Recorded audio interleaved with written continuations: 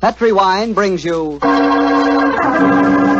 Basil Rathbone and Nigel Bruce in the new Adventures of Sherlock Holmes.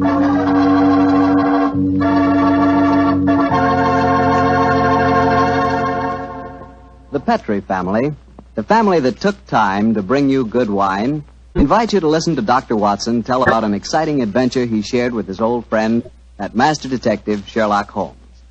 And I've got something to talk about, too. Now that the poultry shortage is over and you can get chicken again, you ought to treat yourself to the best meal in the world. Fried chicken, Southern style, accompanied by a chilled glass of Petri Calif Sauterne. Me, oh my, is that something. You know, Petri Sauterne is a wonderful mealtime wine. It's a white wine, the color of pale, pale gold. And Petri Sauterne is delicate in flavor, sort of subtle and kind of intriguing. Well, just wait till you taste it. You'll really love it with that fried chicken. Oh, and I'll tell you something else. It's wonderful with fish. If you haven't tried fish or any kind of seafood, together with Petri Sauterne, well, I hate to say this, but you don't know, folks. You just don't know. So how about finding out? Just pick up a bottle of Petri Sauterne on your way home tomorrow. It's a Petri wine, so you know it's good.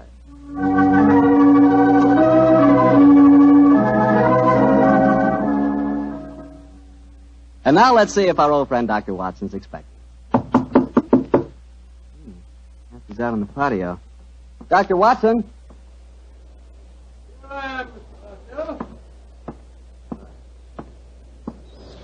Sit out here this evening, my boy. Oh, swell idea, Doctor. It certainly is a beautiful night. It certainly is. Draw up a chair and make yourself comfortable.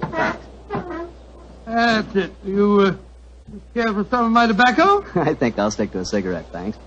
Well, Doctor, all ready for tonight's adventure? Yes, Mr. Bartell, I'm all ready. And a strange story it was. A very strange story. How did it begin? Stormy December night in 1900 with the rain pelting against the Baker Street windows? Or perhaps with you and the great Sherlock Holmes rattling along in a cab beside the foggy waterfront chasing some desperate criminal? You make quite a good storyteller yourself, Mr. Bartell. No. The adventure, I tell you, took place many, many thousands of miles afield from our Baker Street headquarters. To be exact, in the Indian city of Parbutipur, about 200 miles north of Calcutta. It must have been a mighty important case that made you both travel that far. It certainly was, my boy, yes. It was announced in the summer of 1894, I remember, that Holmes received an urgent summons from the Maharaja of Parbutipur. After 5 weeks at sea, we reached Calcutta, and a few days later found ourselves on the veranda of our hotel in Parbutipur. As we sat there talking to the Maharaja's brother, Rabat Singh, we could hear the faint throb of native drums and the haunting wail of an Indian lute coming from the bazaar. And so, gentlemen, I thought that before I took you over to my brother's palace, I would tell you something of the problems that beset him. An excellent idea, Mr. Singh. Yes, indeed, sir, particularly as you've just told us your brother, the Maharaja, is not in the best of health. Just so, Dr. Watson. Interviews tire him, and in any case, his command of the English language is not so extensive as mine. And now, sir, the problem, if you please. As to the exact problem, Mr. Holmes, I am not completely informed. My dear brother has not seen fit to confide his entire troubles, even to me. In fact, until your arrival yesterday, I did not even know that you had been sent for.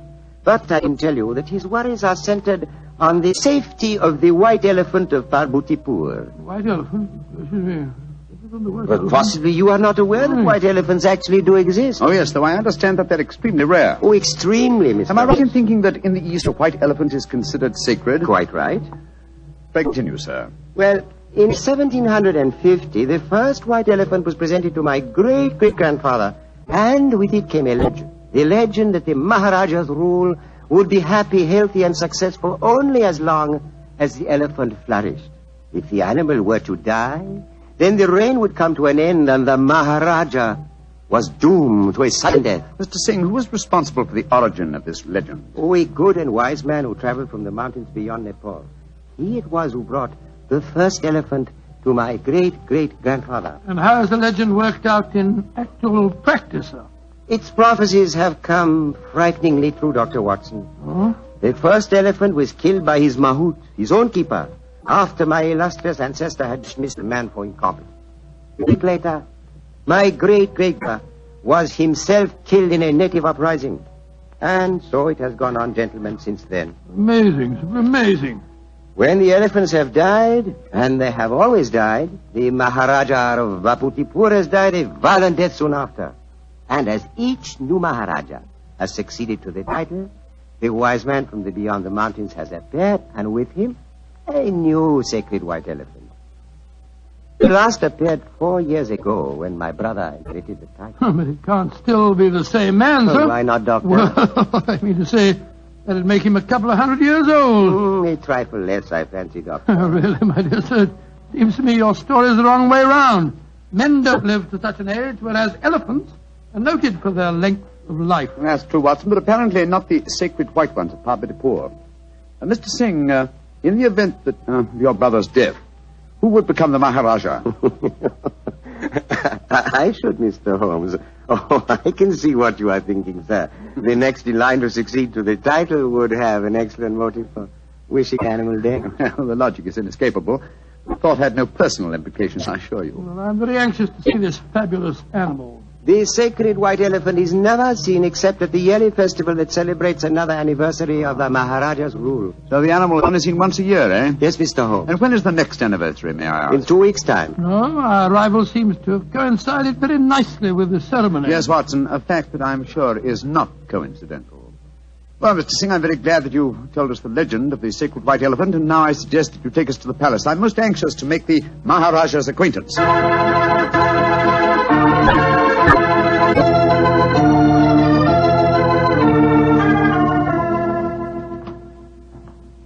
This is the council chamber, gentlemen. If you will wait here a moment, I will go and see if my brother is well enough to receive you. Very well, sir. On my soul, Holmes, I'm not easily impressed, but this palace is absolutely staggering in its magnificence. Yes, it does rather take one's breath away, doesn't it? I think it does. This floor is of the finest marble, and unless I'm much mistaken, that magnificent rug is a genuine Baconian. Yes, by Jove, it is. I can swear that the staircase we mounted a moment ago had railings of solid gold. You did, old chap. It This did? is a country of So paradoxes, graciously. where opulence beyond the dreams of Midas rubs shoulders with the direst poverty. And yet, looking at a palace like this, it's not hard to see why India is called the brightest jewel in the diadem of the British Empire. Good Lord, what's that? That is an elephant trumpeting. Oh, yes, of course. Was it the sacred white one? Undoubtedly. You will recall the Maharaja's brother told us it's the only one at the palace. Cheers. It's an odd sound. Yes, it's a very comforting one. The animal seems to be in the best of health. Who waits in the Maharaja's council Good gracious room? me, you gave me a start. I didn't hear you come in. And my friend and I are waiting for an audience with His Highness. No one can hold audience with the Maharaja. Please to leave. Now, look here, my good fellow. Watson, I'm please. pleased to leave. Watson. What? We've traveled 12,000 miles to see the Maharaja, sir, at his request. In any case, his brother is with him now arranging an audience. I am Mada, the Maharaja's physician and chief counselor. And I tell you, you cannot hold audience today. And I tell you that I haven't the slightest intention of leaving the palace without seeing him. You defy the authority of Mada? Saila! Azur? Sahib log ke lai jao. Now, I warn you that if I have any... Oh, I'm glad you're back, Mr. Singh. This fellow told us that we couldn't see your brother. And furthermore, he seems to labor under the misapprehension that he can have us thrown bodily out of the palace. Mother, you do not understand. These are the gentlemen my brother wishes to see. From England he has sent for them. It was against my counsel they were summoned. No good will come of this. Follow me, gentlemen. My brother, the Maharaja, will see you now. But please do not stay with him too long. He is far from well.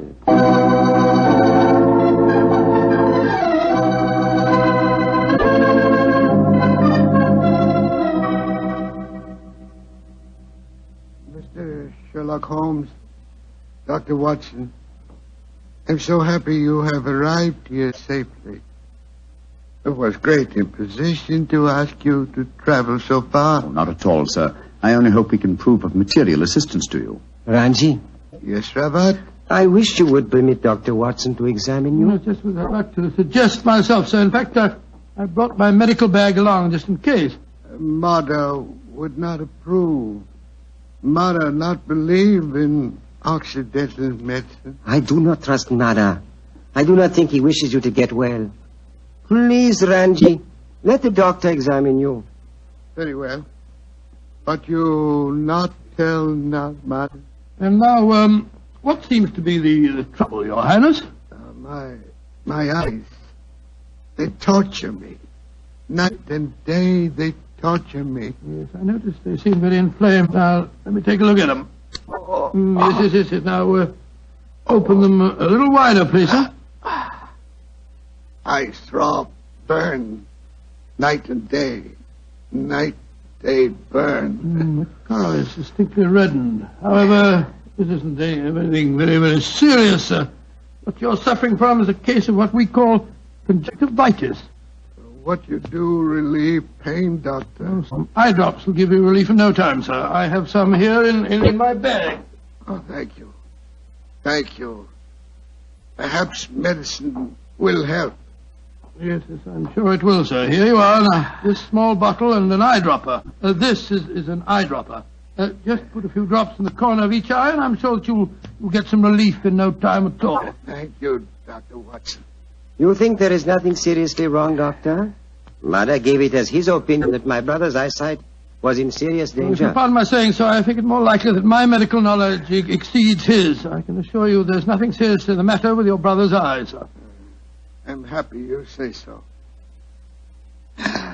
Now you will please excuse me while I take medication and rest a little. We discuss my problems later. Quarters already prepared for you in palace. You do not mind, Mr. Holmes? Not at all, sir, though in the interim I should like to employ my time to the full by inspecting your sacred white elephant. No, that I cannot allow. I must talk to you first. I think, sir, you will do well to give me permission to see the animal. I already have my suspicions as to your reason for bringing me here, and it will be best if I'm completely informed when we have our discussion. Very well. Can do no harm. Here. Take ring. Show ring to Sucro. He's keeper of animal. Sucro will let you into elephant house when he see ring. Thank you, sir. And please rest comfortably. I'm sure that your worries are nearly at an end. Come on, Watson.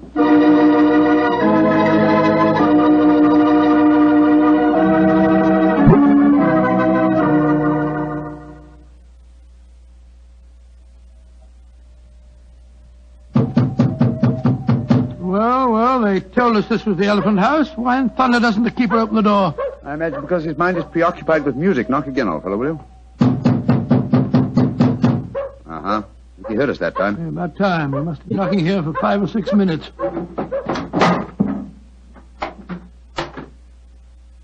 Salam, sir. Here, mother. Parahati teknikosti. Tum dekni ne sekta. Sir. Maharaja side. Kumko asti mafikdio. Potato sahab, either up. Say, Holmes, the Maharaja's ring certainly seemed to do the trick. He didn't want to let us in until you showed it to him, did he? Good and faithful servant, our friend Sucro. Here, kutai. Here. Hati, parkir. Here. Kasamapik. Nejutai, sir. What's happened, Holmes? The white elephant has disappeared, Watson. Disappeared? That's ridiculous. Elephants don't just disappear. Here, kari, sir. Maharaja side kibolo. Kali umkobolo. Potato sahab, potato. Where's he going? I told him to go to the Maharaja and give him the news. But he was to tell it to no one else. But, Holmes, this is ridiculous. We heard the animal trumpeting here less than half an hour ago. How can an elephant be spirited away in that amount of time? That's what we have to find out, my dear fellow. I've often had the Indian rope trick. Now we have a first-hand opportunity of solving a new mystery, the problem of the disappearing elephant.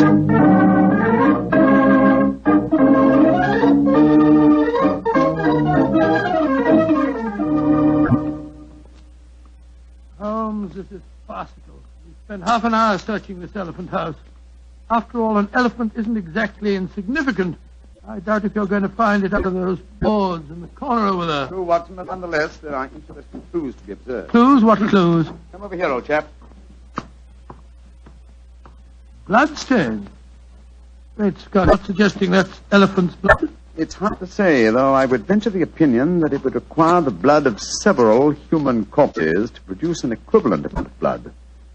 In any case, you will notice that the stains are dried and old. Hello? That must be the elephant keeper back from the palace. Dr. Watson! His mother, the Maharaja's physician. Mr. Holmes, Dr. Watson, at once you must come back to the palace. What's wrong, sir? It is the Maharaja. Death has come to him. Dead? Great heavens. Exactly what happened? Sukro, keeper of the elephant, came to the Maharaja.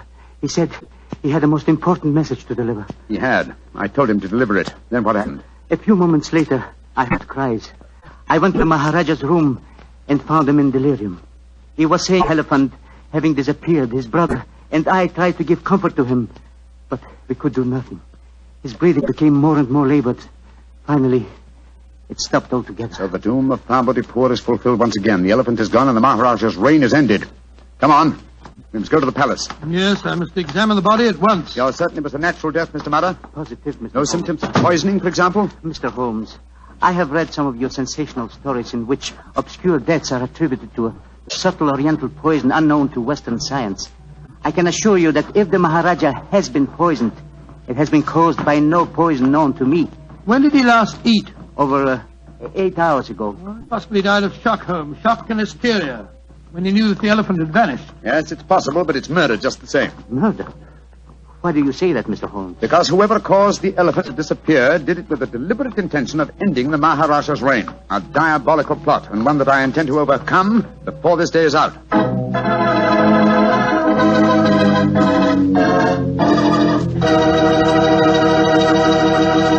Dr. Watson's story will continue in just a second, so all I'm going to say is, if you like a swell red wine with your dinner, well, then you should know about Petri California Burgundy. Petri Burgundy is a rich, hearty red wine that's just wonderful with hamburger and beef stew and pot roast and chops and just about any meat or meat dish you can think of.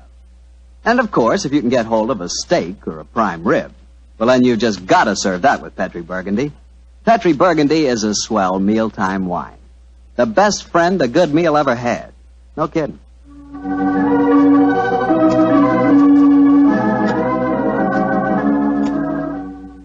And now back to tonight's new Sherlock Holmes adventure, the case of the vanishing elephant. Tell me, Doctor, did you examine the Maharaja's body? Yes, of course I did, Mr. Bartell. Holmes was convinced that the Maharaja had been murdered, but I could find no trace of foul play. After my examination, I joined Holmes in our quarters, and I gave him my opinion. Found out anything? Looks like natural death to me, Holmes. No traces of poison? None that I could see. Of course, it's hard to be certain without an autopsy. Did you suggest one? Yes, but the new Maharaja won't hear of it. It's against their religion, apparently. Yes, I was afraid of that. Meantime, I've been conducting a cross-examination of some of the palace servants. Oh? What do you find out? Principally that all of them heard the elephant trumpeting this morning. Did any of them suggest how the animal might have been smuggled up to the palace grounds? They insisted that such a feat would be impossible without their knowledge. Well, what's our next move, Holmes? To interrogate the one person who I'm sure can give us the true story of the elephant's disappearance, its keeper. Remember, we haven't seen him since he took the message to the palace. I suggest we return to the elephant house and have a persuasive talk with him.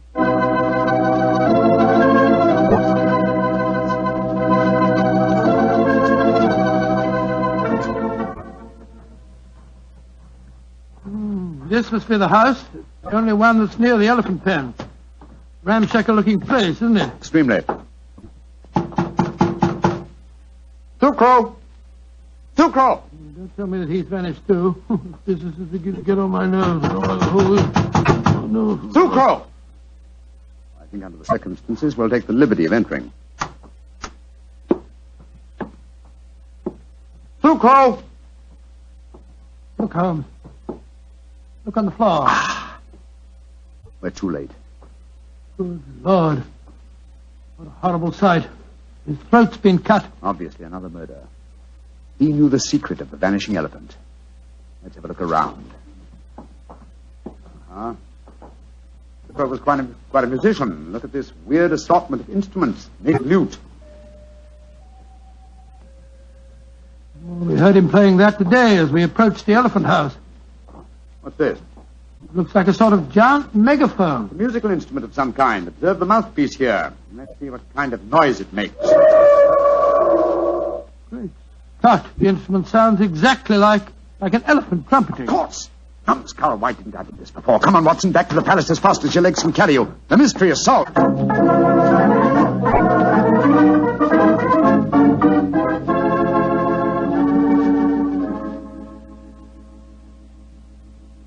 You say you have solved the problem of the missing elephant, Mr. Yes, Holmes? sir. And also the cause of your brother's death and Sukro's murder. Indeed. That is very important news. Won't you both sit down, please? Thank you, sir. Please proceed, Mr. Holmes. Thank you. First, the elephant did not vanish today. The beast must have died natural death months ago. All that happened today was that I discovered its absence. Are you suggesting that my brother knew the beast was dead? I am, sir. But he was afraid to publish the news. He knew that his rule would fall into a state of chaos if the fact were known. You yourself, sir, have told us how strong is the native belief in this legend. So how did he dispose of the elephant? Unobtrusively over a period of time. The bloodstains in the elephant house would indicate that the animal had been cut up into disposable fragments, which could be removed by the faithful Sucro without attracting suspicion. All this time, though, the elephant horn was blown at suitable intervals to indicate that the sacred animal was still alive. But if the Maharaja knew the beast was dead, why did he die of shock when he received the news? I think the answer to that question, Dr. Watson, would be that my brother died of shame when he knew that his imposture had been discovered. Little far-fetched, sir, if you don't mind my saying so. Now, I'm certain the reason your brother brought me to your country was to reveal that imposture to me. He knew the day was coming soon when he must show the elephant to his people. The festival would have been held in 2 weeks' time, I think you told us, sir. I imagine that he wanted me to devise a method of smuggling a new white elephant into the palace grounds before that time. Tell me, Mr. Sherlock Holmes, why did my brother die today? Because he was murdered. Just as Sucro was murdered later. Murdered?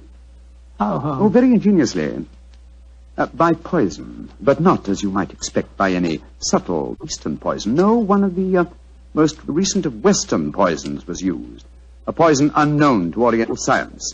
Delirium, followed by a strangulated breathing, is highly typical of the newly discovered poison hyoscyamine. But he hadn't eaten for 8 hours. True, Watson, but you see, this hyoscyamine was administered to an eyedropper. Good heavens. The poison penetrates with unusual ease through the membranes of the eyes, if you will recall. Yes, you're right, by Joe, it does. It must have been that physician fellow, whatever his name is. No, my dear chap.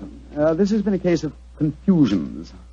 Let's do a little clear thinking now, shall we? We were deceived by the apparent sequence of events. We discovered the elephant missing and thought that fact had caused the Maharaja's death. Whereas his murder was quite a separate matter. The poison must have been placed in the eye drops while we were in the elephant house. Precisely, dear chap. And when the murderer saw how the problem of the missing elephant confused us, he killed its unfortunate keeper to prevent us from learning the truth. Yes, you're strangely silent, Mr. Singh. Am I, Mr. Holmes? I am fascinated by your flow of unassailable logic. Of course, you realize that I am now the Maharaja, the King of Kings, an absolute ruler with all power, including that of the police. Do you care to denounce the murderer to me? Oh, come, Sir Ife. It's time the buttons come off our foils. I'm well aware that you studied medicine at the University of Edinburgh. You have the motive, the opportunity, and the knowledge to kill your brother. The murder of Sucro was probably performed by an underling. Great Scott, what a shocking You are a disgrace. clever man, Mr. Holmes. A very clever man. Clever enough to realize that an absolute ruler, a ruler with all powers, including that of the police, is not apt to denounce himself. Again, your logic is unassailable. Goodbye, gentlemen. I trust your voyage home will be a pleasant one. I warn you, sir, that I shall make a full report of my findings in this case to the British Commissioner of this state. Why should he prove more effectual than the great Sherlock Holmes? Goodbye, gentlemen, and bon voyage. Filthy murderer. Makes my blood boil to think that he can't be brought to justice. He can, and he will be. Civilized laws of the Occident cannot be enforced here, then we must fight him with his own weapons. What do you mean, Holmes? That we have a farewell talk with Mr. Madder, the dead Maharaja's physician, friend, and counselor.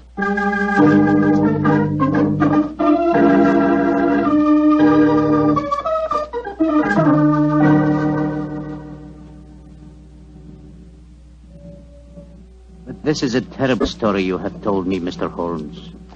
My beloved ruler murdered by his own brother, and yet he cannot be made to account for his crimes. He can be, sir, if you will help Mr. Holmes. Of course I will. What can I do?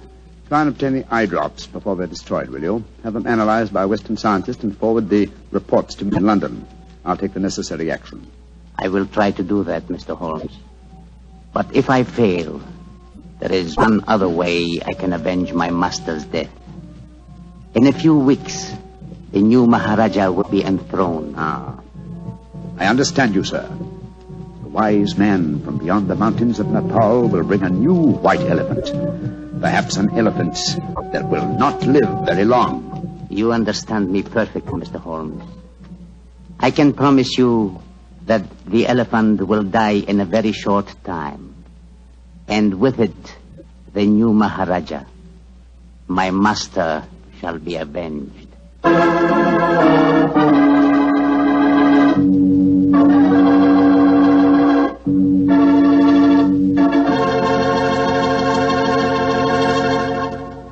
That was quite a story, Doctor. Quite a story.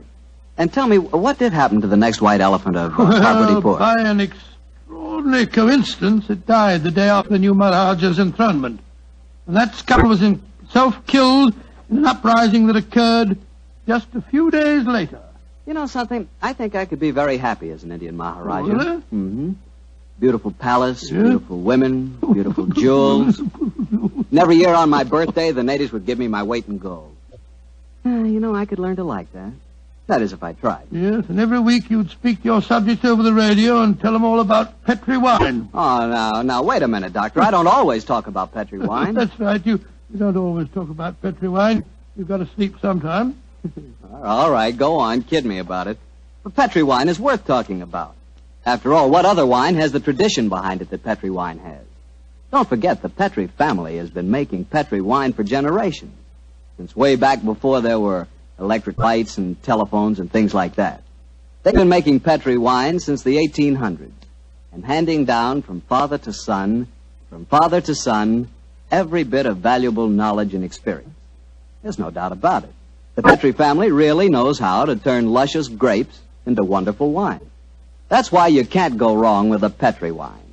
Petri took time to bring you good wine. Well, Doctor, how's about giving us a clue to next week's story? Now, next week, Mr. Bartell, I'm going to tell you an adventure in which I'm afraid I didn't exactly cover myself with glory, shall we say. But I think you'll find the story an exciting one, my boy, because it's composed of equal parts of romance, of international intrigue, and of sudden death.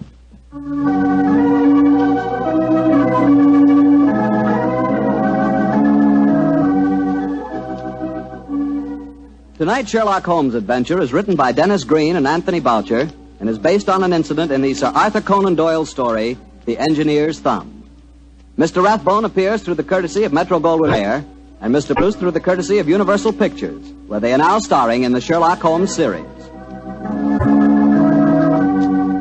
The Petri Wine Company of San Francisco, California, invites you to tune in again next week, same time, same station. This is Harry Bartell saying goodnight for the Petri family. Sherlock Holmes comes to you from our Hollywood studios. This is the Mutual Broadcasting System.